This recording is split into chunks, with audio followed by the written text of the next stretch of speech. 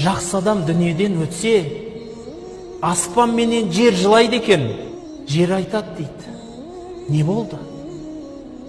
Бір кісінің дүбірі төбемде тұратын еді, мешітке қарай баратын еді ол кісі.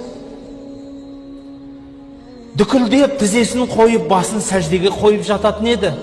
Соның дыбысы, соның дабысы естілмей қалды ғой. Қайда кетті бұл? Қайда кетті екен деп жер іздейді дейді.